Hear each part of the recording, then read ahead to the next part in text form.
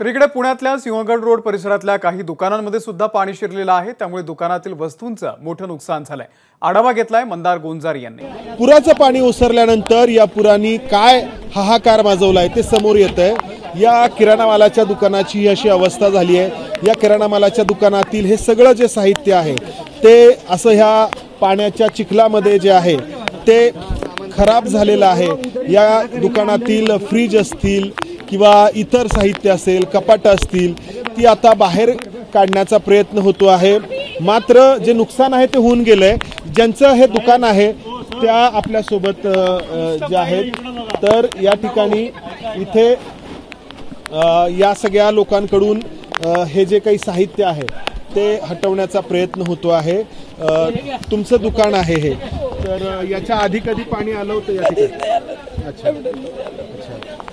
जेव्हा पाणी आलं तेव्हा तुम्ही घरातच थांबला की बाहेर निघून गेला?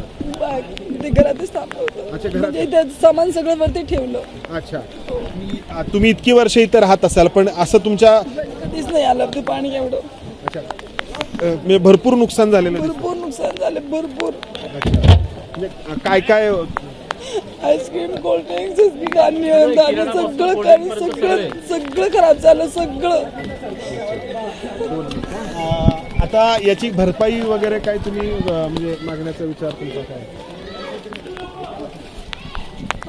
तर आपण पाहतो आहोत लोकांना खरं तर भावना अनावर झाल्यात, कारण मोठ्या कष्टाने एखादा व्यवसाय लोक करत असतात आणि अशा वेळी या पुरामुळे आपण पाहतो आहोत की या दुकानामधलं, किराणा दुकानामधलं जे काही आहेत ते बऱ्यापैकी साहित्य जे आहे ते खराब झालेलं आहे आणि या कपाटांना हटवून हे साहित्य जे खराब झालेलं आहे ते पोत्यांमध्ये भरलं जातं आहे, इथून हटवलं जातं आहे आणि लोक याच्यामध्ये व्यस्त आहेत। 2 दिवस पाऊस चालू आहे मुसळधार, त्याप्रमाणे प्लॅनिंग प्रमाणे जर खडकवासल्यातनं जर विसर्ग नीट सोडला असताना आधीपासून तर एवढा प्रॉब्लेम आला नसता। फक्त 4 तासासाठी हे पाणी चढलंय। बरोबर आहे।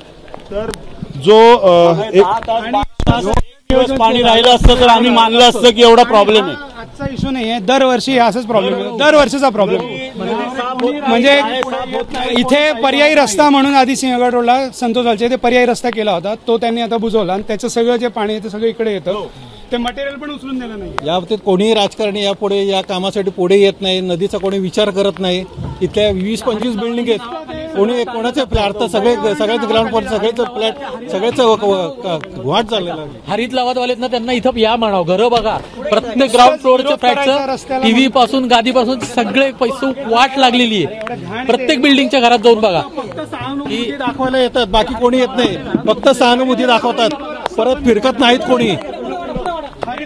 तो रस्ता बंद केला आणि आता आमच्याकडे कोणी डुंकून बघत नाही, वाट लागली घरांची सगळ्या। तर ही अशी अवस्था आहे या लोकांची, जे वेगवेगळ्या कारणांनी वेगवेगळ्या उपायांना विरोध करतात, तर त्यांच्याबद्दलचा रोष या लोकांकडून व्यक्त होतोय।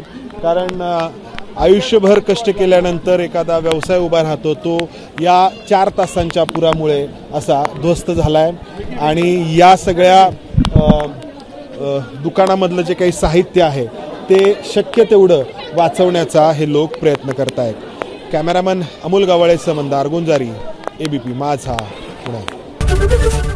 एबीपी माझा, उघडा डोळे बघा नीट।